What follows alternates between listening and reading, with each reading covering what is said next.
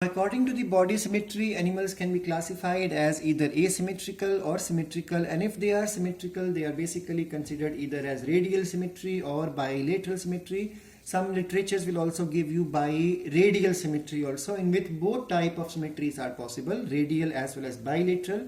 Now asymmetrical are those in which body is not divisible into two equal halves by any plane, example the sponges. And then the symmetrical one we have covered from the NCERT, radial through any of the radii from the center, and bilateral only through one radii to form two equal halves. Then the body segmentation. Body segmentation is the linear repetition of the parts in an animal body. Each segment is called as metamer, so it is also called as metamerism. It occurs in three phyla, that is the Annelida, Arthropoda as well as Chordata. When you look at the human body also, we can easily see there is a number of bones present in the vertebral column. So this represents metamerism because repetition of similar structure is there in human body. Look at the cockroach, you will find there are repetition. You look at the earthworm, you will find repetitions of rings in the body. Such concept is called as body segmentation or metamerism. Now after this, remember that segmentation can be either external or internal or both. Now if appendages are present or appendages are not present, accordingly various animals are there.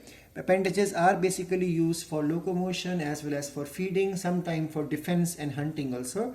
For example, tentacles are there, say in the case of the Coelenterata and Cnidaria. Setae and Parapodia are there in annelids. Fins, limbs and wings are there in chordates. Antennae, legs and wings are there in Arthropoda, and foot is present in the case of mollusca. Now according to their sex also, various animals are classified either as hermaphrodite or unisexual. So hermaphrodites are bisexual or monoecious, and in such body we will find both type of sex organs are present in the same body. And then for example leeches and earthworm, but maximum of the animals around we will find they are unisexual.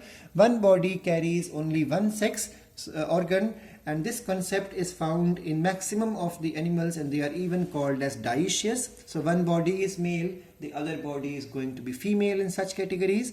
And there are hermaphrodites can be either protandrous or protogynous. That means either the male portion develops first and the female portion becomes active later. This is called as protandrous. And in other cases we will have the female portion developing first and male portion developing later. This will ensure participation of two individuals so that cross fertilization takes place.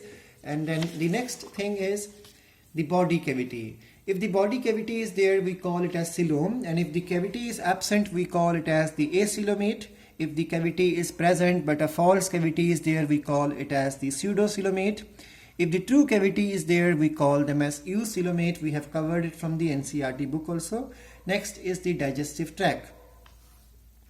Now if the digestive tract is absent, example porifera. If it is incomplete, example Cnidaria, that means Coelenterata. If there is only one hole for acting as a both mouth and anus, we call it as incomplete. If it is complete, there will be two separate openings, that means tube within tube body plan, which includes the Escalminthes onwards up to the all animals, that means chordata. So now according to circulatory system, we have read from the NCERT already, open circulatory system or the closed is possible. And if it is open, generally we call such type of cavity as hemocoel, especially in the case of arthropods and mollusks. And then if it is closed type, then the blood vessels will be there, and the blood will stay confined only into the blood vessels. It does not come into the cavity. And certain animals do not have circulatory system like Platyhelminthes. In insect, the blood has colorless thing because there is no pigment. Such blood is called as hemolymph.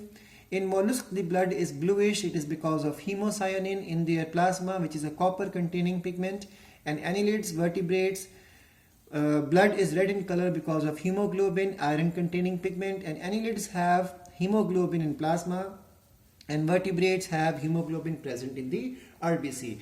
Respiratory system is also variable. The mode of respiration we have already covered in the previous chapters also. If it occurs through the body surface, it may occur through the skin, it may occur through the trachea in the case of insects, it may occur through the buccopharyngeal cavity, it may occur through the pulmonary circulation, respiration means lungs, or it may occur through gills, which is called as the branchial type of respiration. After this, the next method of classification of animals can be according to their excretory system. So according to excretory system is present, there are various excretory systems, like in the case of the sponges, coelentrates, echinoderms, it occurs through the body surface. In case of flatworms, it occurs through the phloem cells. We have learned these names already in the previous chapters. Roundworm, it occurs through the glandular cells, the H-shaped cells. Then annelids will have nephridia. Crustaceans have green glands, antennary glands. Insects have Malpighian tubules.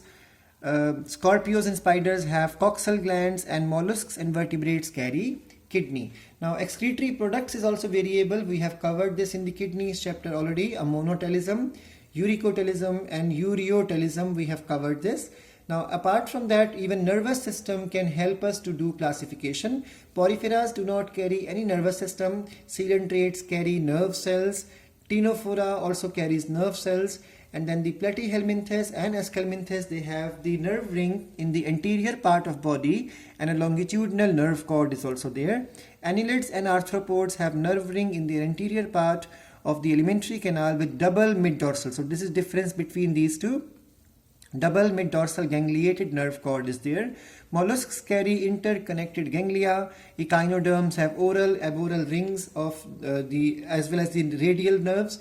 And vertebrates carry brain, nerve cord, and a pair of sympathetic nerve cord, and the nerves arising from all the three parts, or these three parts.